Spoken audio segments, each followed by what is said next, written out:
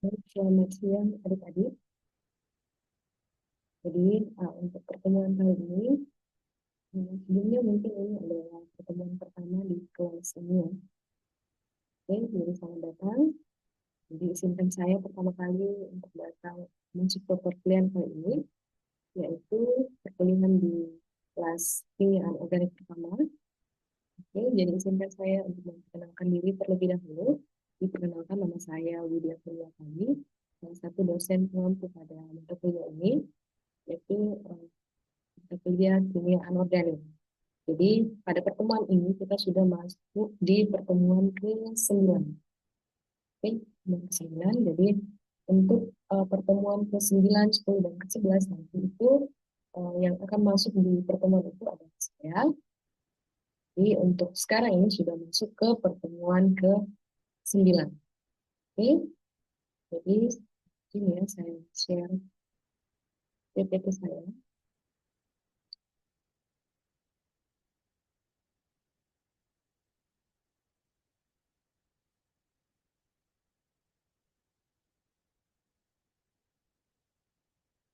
Oke, kita sudah masuk ke pertemuan ke-9 ya. Oke, jadi untuk pertemuan ke-9 ini kita akan membahas terkait dengan ikatan ionik dan ikatan logam. Saya sendiri Widya Kurniawati. Kemudian, adapun materi pembelajaran pada sesi kali ini, yaitu kita akan membahas ke depan akan ikatan logam, bagaimana itu ikatan logam, modelnya, struktur ikatan logam itu seperti apa. Lalu kita akan membahas terkait dengan ikatan ionik. Kita akan membahas terkait dengan model ikatan ionik itu seperti apa, struktur ikatan ionik itu bagaimana, karakteristik sinyal ionik. Lalu tentang kecenderungan jaringan-jaringan ion begitu keleleh, polaritas dan kovalensi dalam ikatan ionik. Kemudian juga kita akan membahas terkait dengan fisik kristal dengan energi fisik. Ini kita akan membandingkan antara ikatan logam dengan ikatan ionik itu seperti apa. Dan terakhir juga kita akan membahas terkait dengan aplikasi dari material tersebut. Jadi, dalam kehidupan sehari-hari itu bagaimana sih sinyal ionik maupun sinyal elektrik. Oke. Akhir kita akan mengerjakan nanti soal latihan. Baik. Sebelum kita masuk ke pokok pembahasan kita tentang ikatan ion dengan ikatan logam, terlebih dahulu ada pendahuluan untuk masuk itu. Jadi kita harus mengetahui terlebih dahulu ikatan kimia. Jadi ikatan kimia itu apa sih? Di pengertian dari ikatan kimia adalah sebuah proses fisika yang bertanggung jawab dalam interaksi gaya tarik menarik antara dua logam ataupun molekul yang menyebabkan suatu senyawa diatomik ataupun poliatomik untuk menjadi stabil tentunya. Seperti kita ketahui bahwa diatomik itu adalah atom yang terdiri dari dua di. Sedangkan kalau poliatomik berarti atomnya itu banyak ya. Nah, kemudian ikatan kimia itu merupakan juga gaya yang mengikat di antara dua atom atau lebih untuk membuat senyawa atau molekul kimia. Ya, bisa dilihat pada slide ini ada ilustrasi terkait dengan gambar ini, garam dapur. Ya, saya yakin sudah familiar dengan garam dapur. Coba kita bayangkan dengan misalkan contoh dari suatu benda ini kita temui yang biasa kita temui di dapur ya, yaitu garam. Nah, garam ini mempunyai rumus kimia yaitu NaCl. Nah, di mana tersusun dari gabungan antara ion-ion natrium dengan ion-ion klorida. Nah, kira-kira bagaimana ion tersebut bisa terbentuk? Bagaimana? Nah, lalu, kemudian kira-kira bagaimana dia bergabung satu dengan yang lain sehingga akan membentuk misalkan garam dapur seperti ilustrasi pada gambar tersebut. Nah, tentu itu berkaitan pasti dengan adanya ikatan kimia dari kedua unsur itu, antara Na dengan Cl, sehingga dia akan membentuk suatu senyawa NaCl, oke, dalam hal ini adalah garam batu. Oke, itu sebagai pendahuluan terlebih dahulu ya. Kemudian, nah, seperti juga yang kita ketahui bahwa unsur-unsur itu ada kan, kita kenal dengan gas mulia. Oke, gas mulia. Di mana gas mulia itu kan sifatnya stabil ya, sifatnya stabil.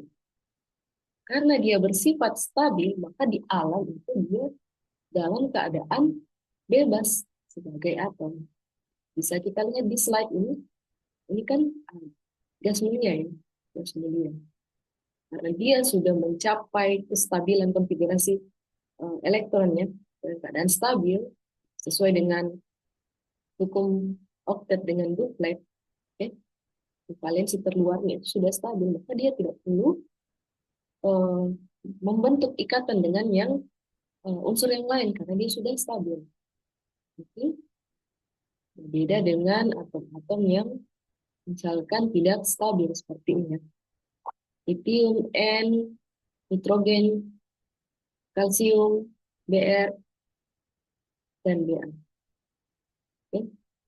Ini perbedaan antara atom-atom yang misalkan stabil dengan yang tidak stabil. Lalu bagaimana dengan cara misalkan atom-atom itu tidak stabil? Bagaimana dia mencapai suatu kestabilan? Itu dengan cara seperti ini. Atom-atom yang tidak stabil tadi itu bisa mencapai kestabilan dengan cara membentuk ikatan kimia. Bagaimana cara membentuk ikatan kimia itu? Yaitu dengan cara misalkan adalah melepas atau menerima elektron. Jadi kita akan pelajari tentang ini. Kemudian bisa juga memanfaatkan elektron valensi atau pasangan elektronnya. Oke, jadi itu cara misalkan ketika atom itu tidak stabil. Jadi dengan kata lain dia akan membentuk ikatan kimia.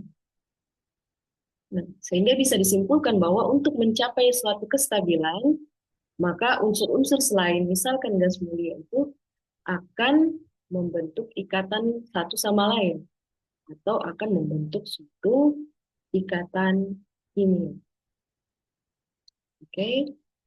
Nah, kemudian adapun jenis-jenis ikatan kimia. Saya rasa ini sudah familiar ya, khususnya di SMA dulu kalau tidak salah itu di kimia dasar. Nah, ikatan kimia itu ada tiga ya. Ada ikatan ion, ikatan logam, dan kovalen. Nah, ikatan ion itu adalah ikatan yang terjadi antara logam dan non-logam. Contohnya misalkan NaCl, Na itu adalah ion logam dan Cl adalah ion non-logam. Begitu pula dengan KBr, di mana kalium itu adalah ion logam dan Br itu logam. Kemudian untuk ikatan logam terjadi antara atom logam dengan atom logam. Seperti misalkan besi dengan besi, natrium dengan natrium. Nanti akan membentuk ikatan logam. Kemudian ada ikatan kovalen. Ikatan kovalen ini terjadi antara non-logam dan logam. Contohnya misalkan HCl. Nah, HCl ini kan terdiri dari atom hidrogen dan atom fluor. Nah, itu kan sifatnya non-logamis. Begitu pula dengan karbon monoksida. Karbon dioksida, CO2 ya.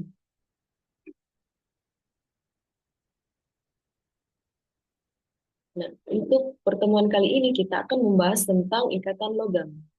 Nah, jadi definisi dari ikatan logam adalah ikatan antara logam dalam suatu unsur logam, di mana ada nanti gaya tarik-menarik antara muatan positif dari ion-ion logam dengan muatan negatif dari elektron-elektron yang bergerak bebas. Jadi muatan positif itu adalah ion-ion logam.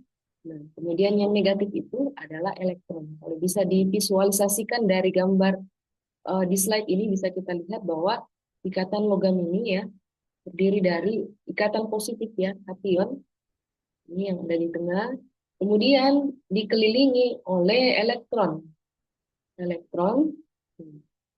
Nanti di ikatan logam ini elektron ini akan bergerak bebas. Bergerak bebas Ini nanti kalau eh, ada videonya ya, saya akan memperlihatkan bagaimana itu ikatan logam.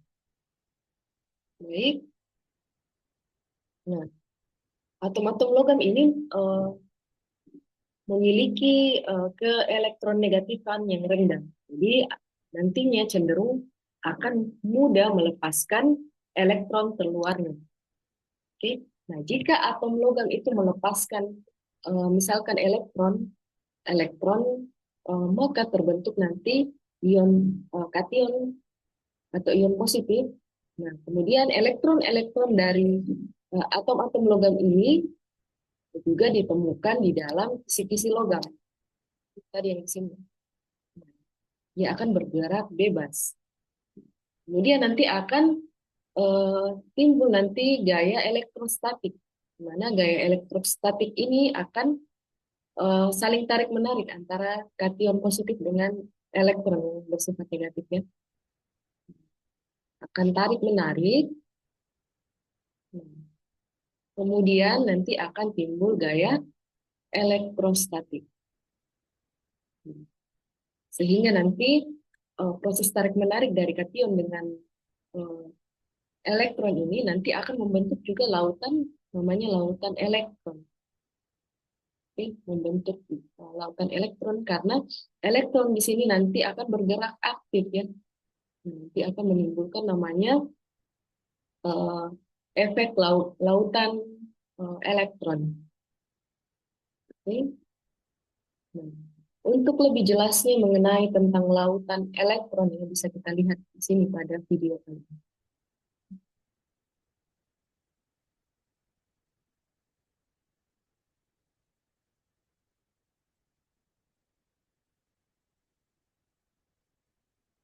Nah, di sini ya.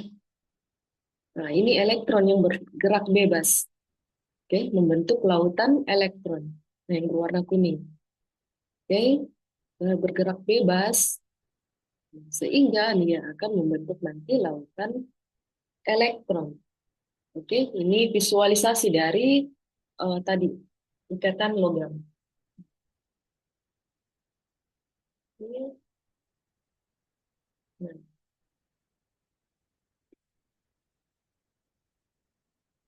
ini tadi video ya sudah kita lihat bahwa tentang misalkan lautan elektron bagaimana terbentuknya di ikatan logam. Oke.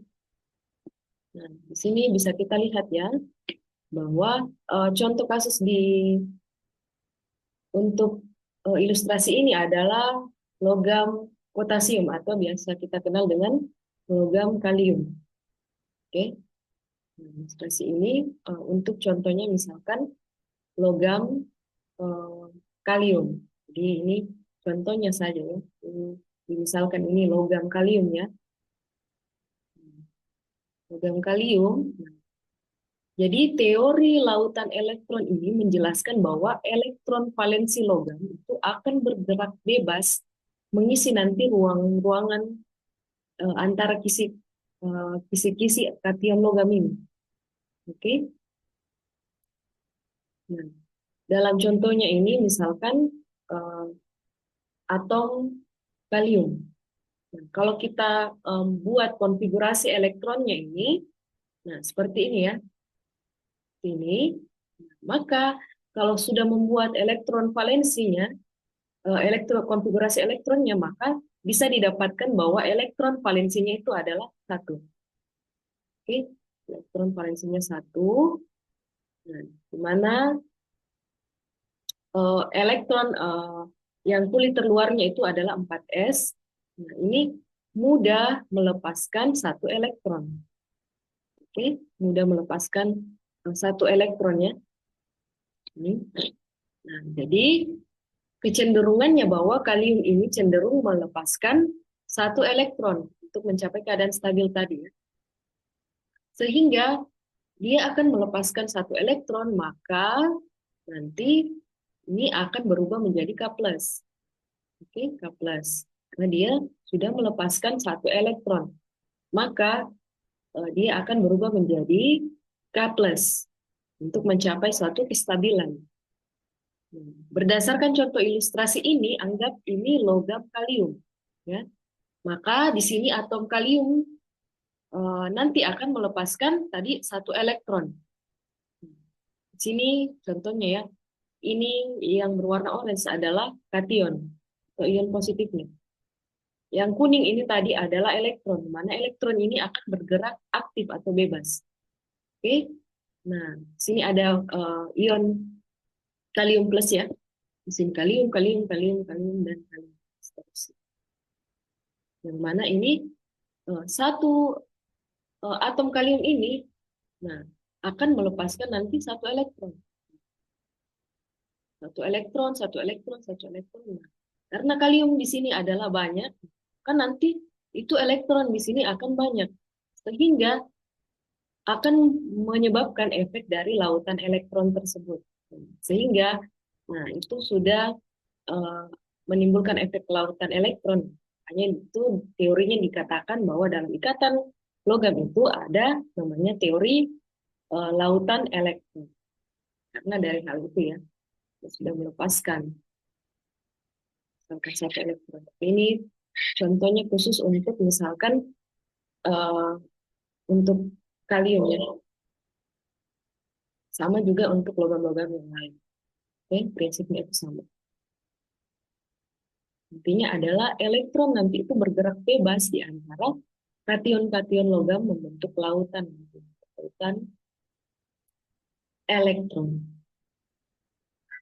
Oke. Nah, di situ terjadi pergerakan elektron bebas di antara nanti kation logam, yang mana ini kation logam ini yang mana disebut dengan nanti lautan elektron. Ion logamnya itu bersifat ion positif.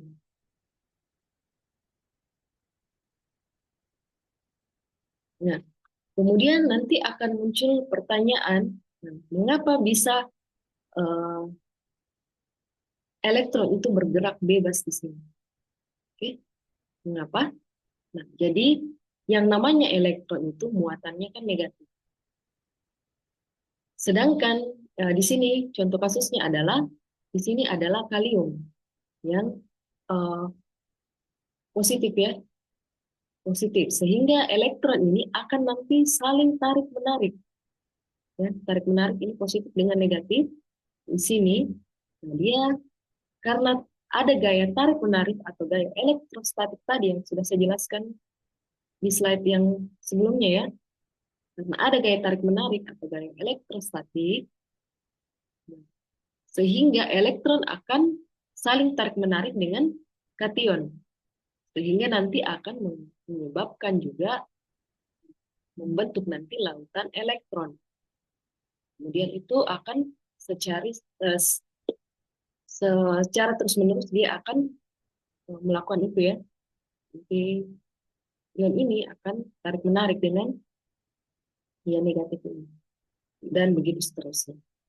Oke, nah, itu tentang ilustrasi bagaimana ion logam ya, ion logam dalam ikatan logam tentunya ya, khususnya dalam teori lautan elektron.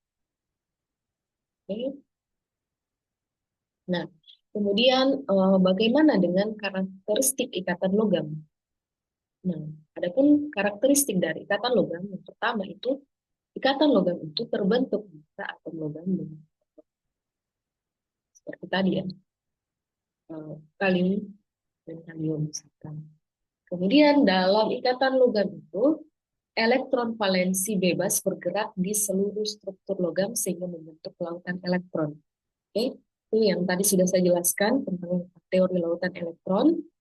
Kemudian kekuatan ikatan logam itu ditentukan oleh banyaknya jumlah elektron yang terdapat di dalam ikatan logam. Selanjutnya, yaitu memiliki struktur yang berbeda dengan ikatan ion maupun ikatan kovalen. Oke, nah tadi ikatan ionnya terjadi antara ikatan logam ya, dengan logamnya, uh, ikatan ionnya. Sementara kalau untuk ikatan kovalennya Itu juga berbeda dengan ikatan logam. Oke. Nah, dengan ikatan logam. Tentunya dari ikatan ion itu tadi kan terjadi antara logam dengan non-logam. Nah, sementara untuk ikatan logam, logam dengan logam. Tapi kalau kovalen adalah ikatan yang terjadi antara non-logam dengan non-logam. Oke. Nah, kemudian karakteristik selanjutnya adalah hasil dari ikatan logam itu sering digunakan dalam bidang teknik, industri, dan perindustri. Oke, nanti yang ini akan saya bahas ya untuk slide selanjutnya. Nah, kemudian untuk ikatan logam itu dapat menjelaskan juga berbagai sifat logam. Nah, untuk sifat-sifat ikatan logam ini bisa kita lihat pada slide. Nah, yang pertama adalah ikatan eh, logam itu memiliki sifat yaitu konduktivitas listrik.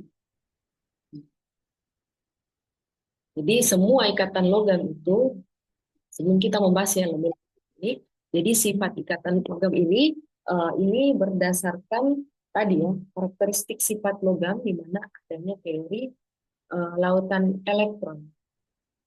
Karena adanya teori lautan elektron ini maka untuk sifat ikatan logam itu ada beberapa sifat. Nah, sifat yang pertama adalah konduktivitas listrik.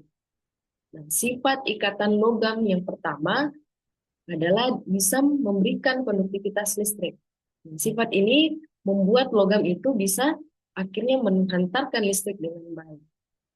Nah, jadi sifat ikatan logam ini kalau mau dikaitkan dengan teori tadi lautan elektron valensi, di mana lautan elektron itu bergerak bebas dan bermuatan negatif tadi dalam logam ya tentunya.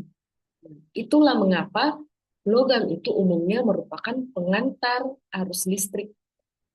Nah, jadi karena itu ya, kalau kita mau kaitkan dengan tadi teori lautan elektron. Nah, kemudian sifat yang kedua adalah konduktivitas termal.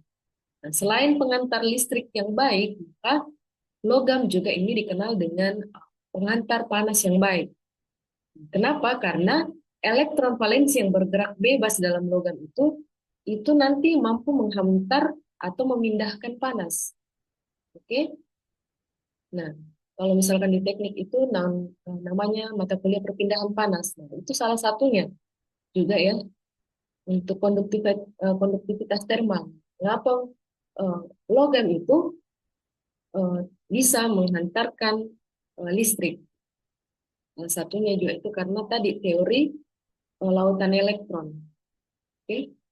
Nah, elektron itu bergerak bebas ya, jadi menyebabkan nanti konduktivitas listrik maupun termalnya itu ada pada suatu logam tersebut sehingga nanti bisa menghasilkan suatu listrik. Kemudian yang ketiga adalah daktilitas. Jadi logam itu bersifat daktilitas, di mana definisi dari daktilitas itu adalah kemampuan untuk misalkan ditarik atau logam itu bisa ditarik menjadi misalkan kawat. Nah, hal ini terjadi karena ikatan lokal antara misalkan logam itu cepat putus, tapi juga cepat terbentuk kembali. Jadi itu alasan mengapa logam itu bersifat bisa ditarik ya. Kemudian sifat selanjutnya adalah logam itu bersifat lunak. Oke, bersifat lunak. Nah, lunak dalam hal ini bukan berarti logam yang strukturnya lembut atau lembek ya. Jadi bersifat lunak di sini artinya bahwa logam itu bisa ditempa, tetapi tidak hancur dan hanya mengalami misalkan perubahan bentuk. Jadi kemampuannya untuk ditempa atau dibentuk tanpa pecah. Oke. Sifat ikatan logam juga itu, nah, sifat logam yang kelima adalah berkilau. Oke. Ini mungkin hal yang paling umum ya. Kalau logam itu pasti berkilau. Logam itu cenderung berkilau atau mengkilap ya. Nah, kenapa bisa berkilau atau mengkilap ya? Hal itu disebabkan oleh elektron yang menyelimuti logam itu cenderung akan nanti memantulkan cahaya sehingga logam itu terlihat berkilau. Itu kenapa misalkan emas itu berkilau ya, karena dia akan cenderung memantulkan cahaya sehingga itu secara visualisasi mata kita melihat bahwa logam itu akan berkilau. Nah, sifat yang keenam itu adalah titik didih dan lelenya itu tinggi. Nah, titik lele dan pada senyawa itu, khususnya pada ikatan logam itu, titik lelenya itu tinggi. Karena ikatan logam itu ikatannya sangat kuat. Nah, ikatannya sangat kuat sehingga nanti butuh energi yang besar ya. Nah, nanti dia butuh energi yang besar di mana untuk melepaskan ikatan-ikatan tersebut. Nah, ini menjadi alasan mengapa ikatan logam itu sangat kuat ya, sangat kuat. Nah, kemudian alasan itu juga memiliki juga titik leleh dan titik didih yang tinggi. Oke, jadi itu sifat-sifat dari logam ya. Nah, ini adalah contoh eh, terjadi ikatan logam, misalkan dalam kehidupan sehari-hari. Bisa dilihat pada slide. Nah, di sini ada perhiasan emas ya, perhiasan emas. Tentu sudah lihat pasti ya, familiar sudah lihat gambar emas ya. Mungkin juga mungkin di rumah sudah punya yang emas. Di sini juga ada terjadi ikatan logam di dalam emas ini. Nah, emas ya, itu biasa disimbolkan AU ya. Nah, itu mengapa perhiasan emas ini bisa berwarna kuning dengan berwarna berkilau ya. Tadi sudah dijelaskan bahwa sifat dari ya, logam itu salah satunya adalah mengkilat atau berkilau. Oke. Nah, yang kedua, misalkan ini kertas aluminium foil ya, kertas aluminium foil ini yang biasa kita gunakan untuk memasak ya. Jadi biasa juga dijadikan kemasan makanan. Ya, kemasan makanan itu juga terbentuk dari ikatan logam, yaitu aluminium. Nah, jadi kemampuan kertas foil ya, itu bisa juga menahan panas. Ini juga merupakan cerminan dari suatu ikatan logam yang tadi sudah saya jelaskan, yakni memiliki juga nanti titik didih dan titik lele yang tinggi. Nah, kemudian ilustrasi yang ketiga adalah ini, gambar kabel listrik. Nah, kabel listrik ini umumnya terbuat dari material tembaga ya, tembaga atau CU. Logam tembaga ini terdiri dari ikatan logam juga. Makanya jika logam tembaga itu sering digunakan dalam komponen kabel listrik, ya. Ini tembaga ya, komponen kabel listrik ataupun bahan tangki air panas. Nah, alasannya kenapa digunakan itu karena dia mudah dibentuk. Nah, kemudian juga dapat menghantarkan panas dengan yang cukup baik ya. Dan itu alasan kenapa penggunaan ini di kabel itu menggunakan komponen CU ya, atau tembaga. Nah, contoh selanjutnya adalah ini, uang koin atau uang logam. Itu biasanya terbuat dari perunggu. Kenapa terbuat dari perunggu? Karena perunggu ini sifatnya tahan korosi, tidak mudah berkarat ya, dan kemudian mudah untuk dibentuk. Nah, perunggu sendiri ini merupakan campuran tembaga dan timah yang berasal dari ikatan logam. Oke. Nah, kemudian adapun pembahasan selanjutnya adalah ikatan ion. Sebelum kita masuk ke ikatan ion ini, kita tahu dulu definisi dari ikatan ion tersebut.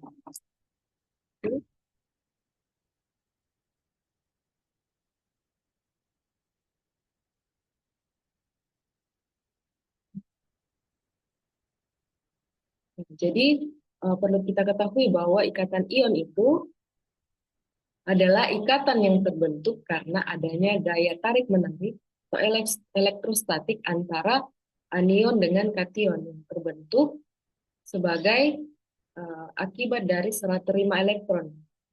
Ikatan ion ini terjadi antara unsur logam dengan non-logam. Oke, ikatan ion.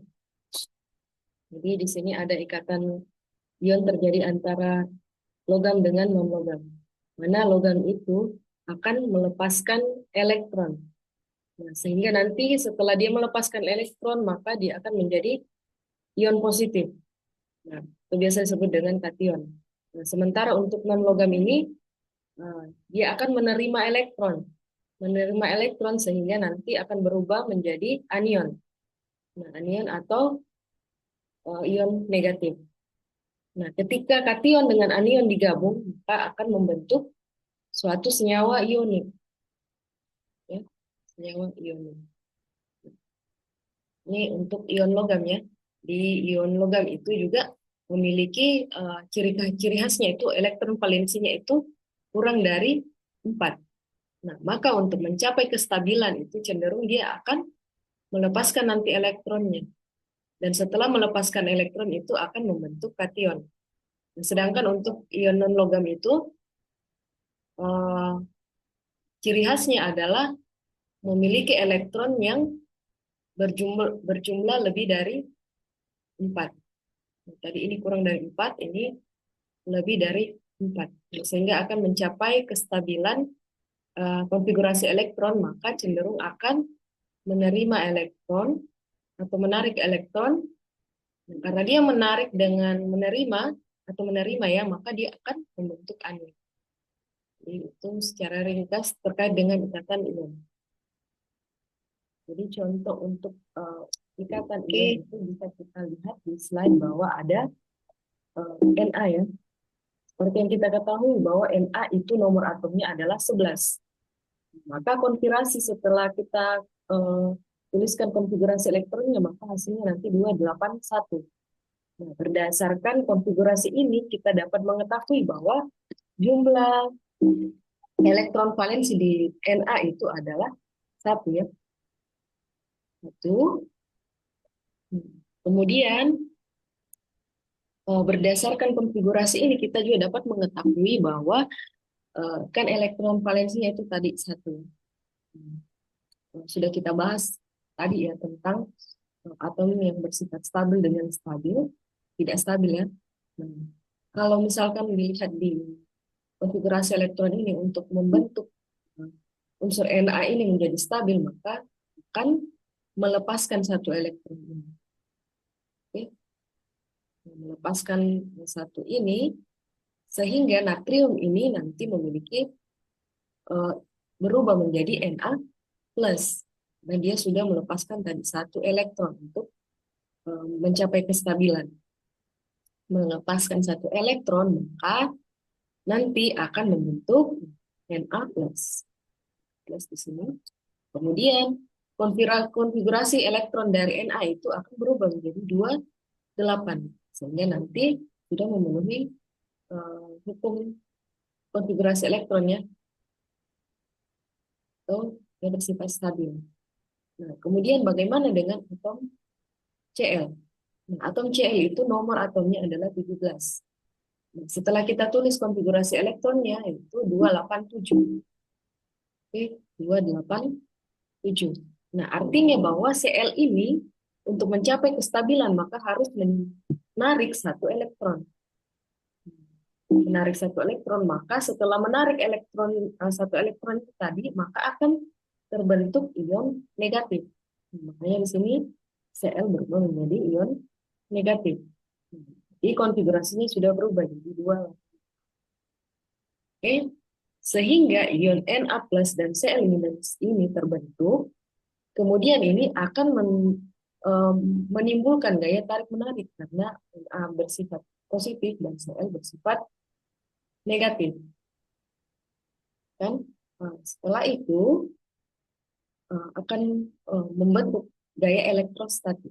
Sehingga nanti akan membentuk senyawa Na plus tambah Cl minus menjadi NaCl. Itu bagaimana cara terbentuknya NaCl. Berdasarkan tadi konfigurasi elektron, Na plus berubah, Na nanti berubah jadi Na plus, Cl akan berubah menjadi Cl minus. Nah, kemudian ada pun sifat fisis dari senyawa ionik.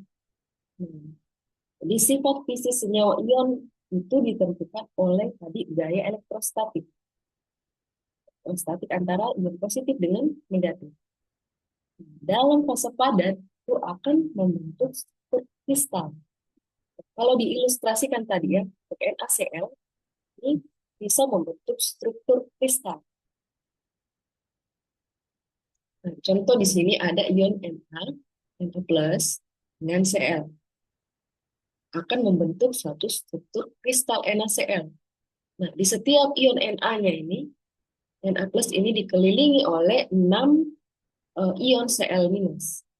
Dan setiap ion Cl minus ini dikelilingi oleh 6 ion Na plus. Jadi dia akan membentuk suatu kubus. Adapun beberapa sifat fisis dari senyawa ionik, yaitu yang pertama bersifat keras tapi rapuh.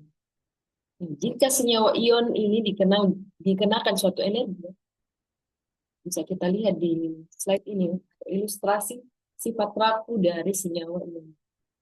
Jika senyawa ion ini dikenakan suatu energi, misalnya di sini, misalnya ini ada palu, maka lapisan yang terkena pukulan ini akan bergeser.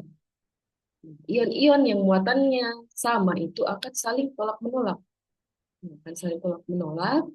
Tolak-menolak antara ion ini seiring dengan berjalannya waktu akan berkurang. Sehingga nanti senyawa ion itu bersifat nanti mudah rapuh.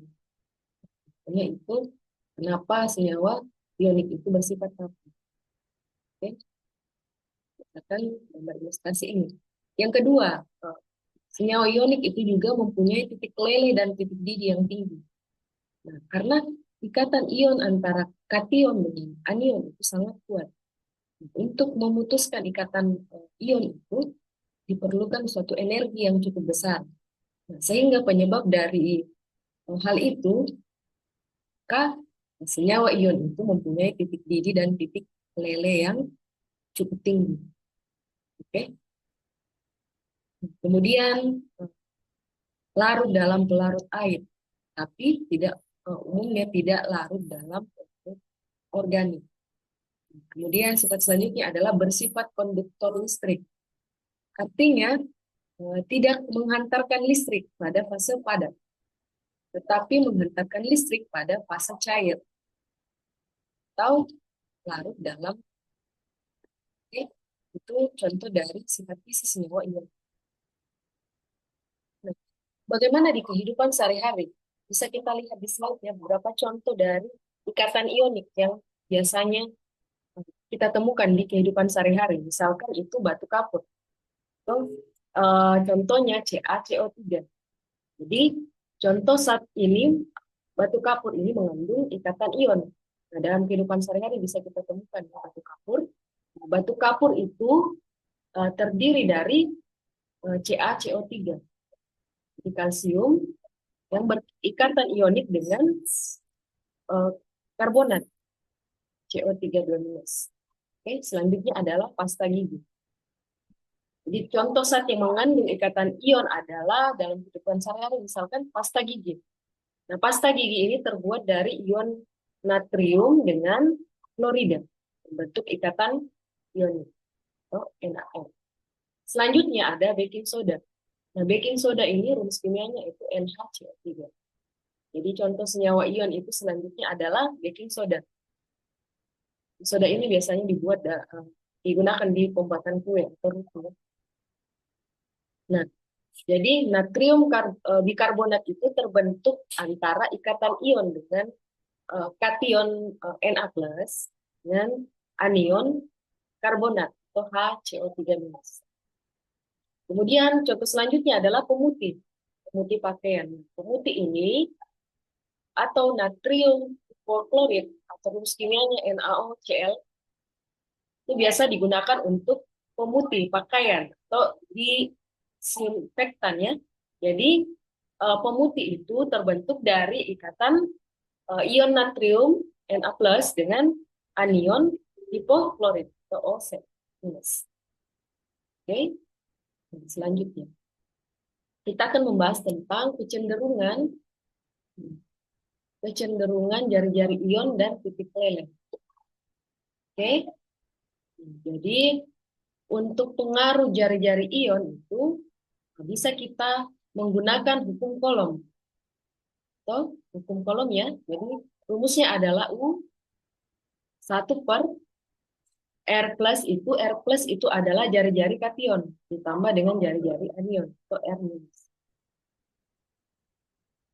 Jadi berdasarkan hukum Coulomb ini bahwa semakin kecil jari-jari ion maka nanti gaya elektrostatiknya itu antara anion dengan kation itu semakin kuat. Jadi energi kisi-kisi atau U-nya itu lebih besar. Jadi kalau energinya lebih besar maka nanti titik lelehnya lebih tinggi. Jadi energi kisi-kisi atau U itu berbanding terbalik dengan jarak antara ion. Jadi semakin kecil jari-jari ion maka energi kisi itu semakin besar. Jadi otomatis titik lelehnya nanti semakin tinggi. Nah, contohnya misalkan di senyawa ini ya, LiF, lithium dan fluor, kemudian CSI, kalsium dengan iodin. Oke. Nah, kalau kita lihat di tabel ini, untuk jari-jari LiF itu ini 0,76. Nah, sedangkan titik lelehnya itu 845. Oke. Sedangkan CSI itu 1,67. Sedangkan titik lelehnya adalah 625. Nah, kalau kita lihat di tabel ini bahwa LiF itu memiliki jarak antara anion itu lebih pendek, sehingga nanti energi kisinya itu akan semakin besar. Jadi otomatis nanti titik lelehnya akan lebih tinggi. Oke. Nah, sementara CSI ini jarak antara anion dan kationnya itu lebih besar, sehingga nanti energinya akan semakin kecil. Nah, kalau energinya kecil, maka titik lelehnya akan lebih rendah. Valensi dalam ikatan ion. Jadi yang perlu kita ketahui bahwa apa yang dimaksud dengan polaritas.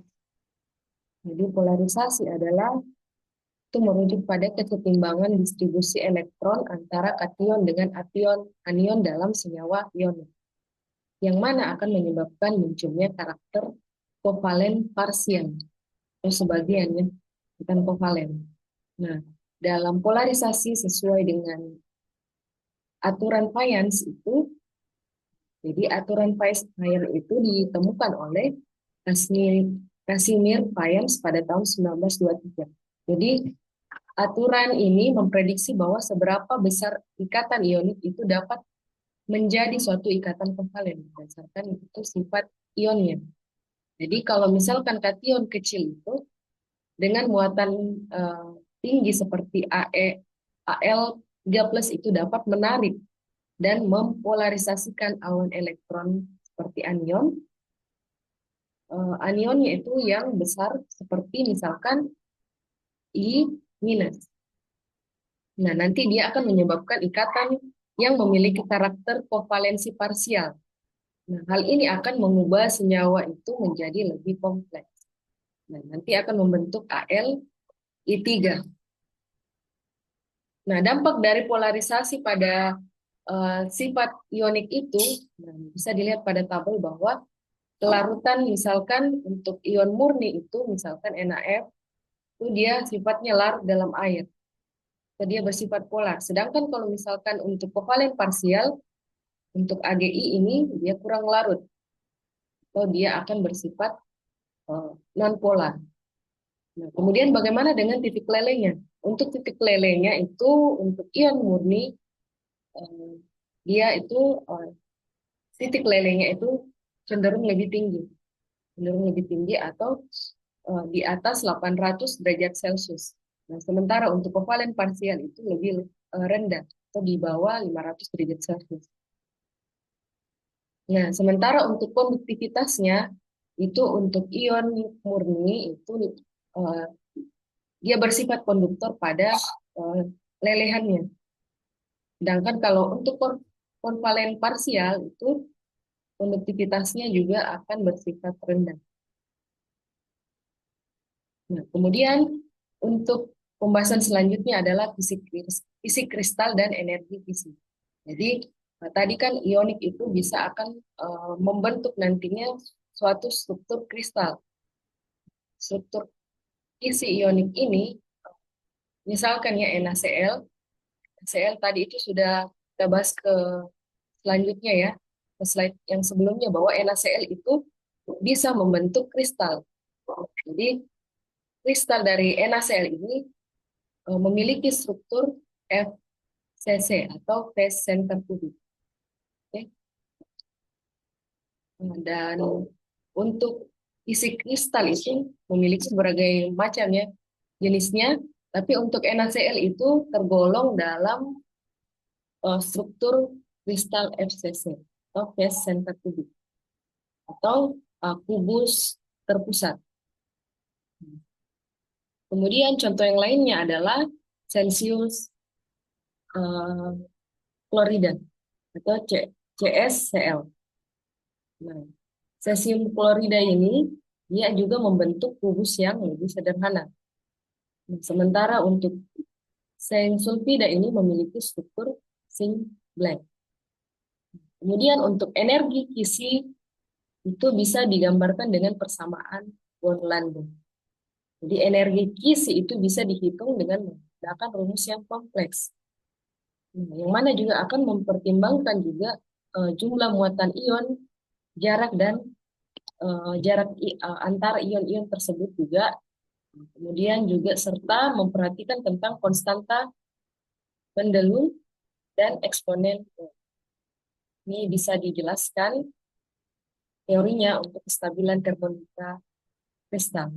Ini kita akan bahas mungkin di kimia anorganik 2.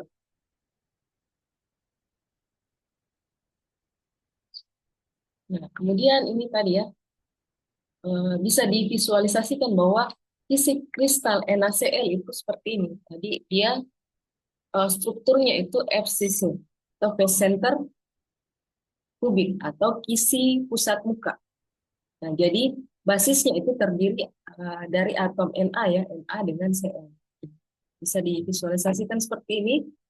Nah, di mana atom Na dengan satu atom Cl ini dengan jarak pisah setengah dengan panjang diagonal ruang. Di NaCl itu setiap Na plus itu dikelilingi oleh 6 Cl minus. Begitu pula sebaliknya. Nah, bagaimana dengan struktur kristal sensium klorida, CSCl? Ini kubusnya lebih sederhana. Struktur kristalnya kubusnya lebih sederhana. Jadi kristal ini berbentuk divisi. Jadi setiap uh, atom CS ini dikelilingi oleh 8 atom Cl. Nah, nanti akan membentuk kubus yang lebih sederhana.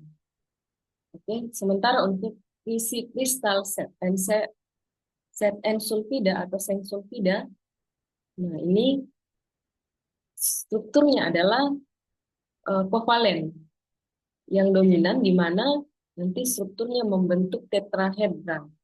Jadi struktur kubus seng sulfida ini dihasilkan pada atom Zn, kemudian ditempa pada salah satu sisi kubus, nanti akan membentuk FCC atau atom-atom sulfur ini ditempa juga pada satu sisi kubus ini. Ini akan membentuk nanti tetrahedra. Kemudian untuk energi kisi tadi itu bisa digambarkan dengan persamaan Broglie. Kalau mau diberikan persamaannya ini bisa dilihat pada contoh slide ya. Ini rumusnya, di mana itu M adalah konstanta Mendelung. Jadi konstanta ini bergantung pada struktur kristalnya tadi. Jadi beda antara perlakuan untuk susunan struktur kristal FCC ataupun BBC atau tetragon.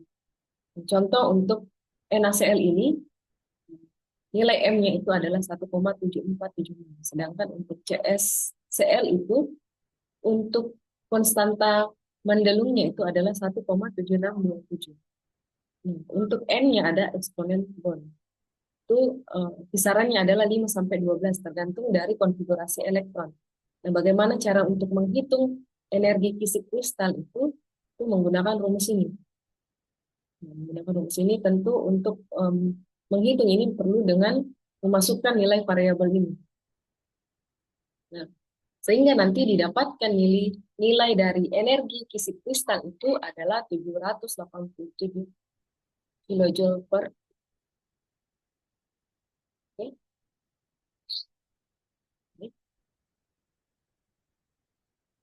Kemudian untuk pembahasan selanjutnya, tadi kita sudah mengenal beberapa ikatan logam dan ikatan ion. Jadi sebagai eh, kesimpulan ya, sebagai kesimpulan bagaimana cara kita melihat perbedaan antara ikatan logam dengan ikatan ionik ini bisa dilihat pada tabel ini. Jadi ikatan logam dan ikatan ionik secara partikel atau penyusunnya itu, kalau logam tadi adalah tersusun antara atom logam dengan atom logam. Sedangkan untuk ionik tadi tersusun antara non logam dengan ikatan eh, logam. Yang mana ikatan logam tadi itu akan membentuk kation, sementara untuk ikatan non logam akan membentuk anion. Kemudian elektron pada ikatan logam itu terdelokasi, atau tadi terdelokasi itu karena adanya lautan elektron. Nah, elektron itu akan bergerak bebas sehingga nanti akan memunculkan lautan elektron. Hanya elektronnya akan terdelokasi. Oke. Nah, kemudian untuk ikatan ionik itu, nah, elektronnya itu terjadi tadi berdasarkan ya proses transfer ya. Sementara untuk konduktivitas dari ikatan logam itu, konduktivitasnya itu tadi tinggi, baik itu untuk partikel padat maupun cair. Nah, sementara untuk ikatan ionik itu juga tinggi, tapi untuk sifatnya bersifat lelehan atau larutan. Nah, contoh dari material logam itu misalkan tadi tembaga ataupun besi. Nah, kalau untuk ionik itu yang paling sering ditemukan adalah garam dan ini. Nah, ini ada soal latihan, ada 2 nomor. Nah, untuk mempermantap lagi dari penjelasan yang tadi ya, jadi saya harap adik-adik bisa mengerjakan 2 soal ini, ya, nanti dikumpulkan di admin. Oke, Oke, mungkin itu sekian dari materi hari ini ya untuk pertemuan ke-9. Nah, untuk pertemuan ke depan itu, untuk pertemuan 10 kita akan membahas tentang ikatan kovalen. Jadi, harap untuk lebih memperhatikan lagi slide ini, diulang kembali. Kalau misalkan ada yang tidak dimengerti terkait dengan eh, pembahasan hari ini, boleh menghubungi saya. Nah, nanti kita akan membahas terkait dengan sesi ke-9 ini. Dan juga dikerjakan ya, juga soal latihannya. Nanti setelah mengerjakan, nanti bisa diupload ke admin. Oke, baik. Jadi mungkin itu sekian dari saya ya untuk pertemuan kali ini. Hmm. Untuk itu saya ucapkan terima kasih.